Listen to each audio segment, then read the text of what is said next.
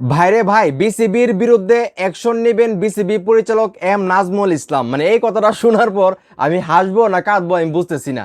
কারণ যেখানে BCB action নেওয়ার কথা, উল্টো বিসিবির বিরুদ্ধে অ্যাকশন নিতেছেন মানে বিসিবি পরিচালক এম নাজমুল ইসলাম। এবং উনাকে একটা চিঠি পাঠানো হয়েছিল, উনি যে ক্রিকেটারদেরকে নিয়ে আসলে মন্তব্য করছিল, এবং সেই মন্তব্যগুলো আসলে আপনারা সবাই জানেন। এবং তামিম ইকবালকে নিয়ে উনি দালাল বলছিল, তো টোটাল বিষয়গুলো নিয়ে ওনাকে একটা চিঠি দিছিল, এবং সেখানে কারণ দর্শানোর জন্য ওনাকে লিগেল নোটিশ পাঠাইছিল যে আপনি কেন এরকম করলেন সেটার কারণ আমাদেরকে জানান। এবং সেই সঙ্গে ওনার যে পদ আছে বিসিবিতে, সেই পদ থেকে কিন্তু ওনাকে অব্যাহতি দেওয়া হয়েছে।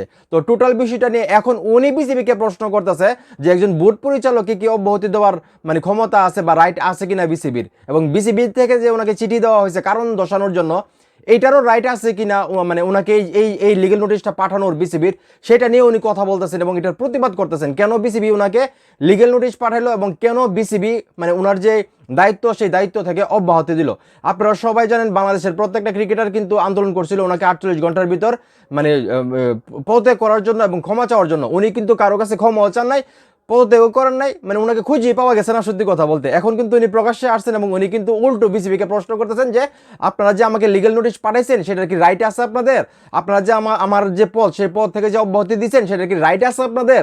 তো এখন কিন্তু উনি বলতেছেন আমি প্রয়োজনে আইনি ব্যবস্থা নিব, লিগেল নোটিশ পাঠাবো। মানে চিন্তা করে দেখেন, ওনার মানে খুব কঠিন মানুষ ভাই, আমি বুঝতে পারছি উনি কখনো আসলে মাথা নত করবে না। ওই যে পুষ্পা আছে না, আলু অর্জুন ঝুঁকে না চালা, মানে ওনার এই অবস্থা হয়ে গেছে। মানে আপনারা যাই কোন যাই বলেন যতই চাপ দেন কোনো লাভ হবে না ভাই, মানে উনি ওনার জায়গার মধ্যে অটল থাকবেন।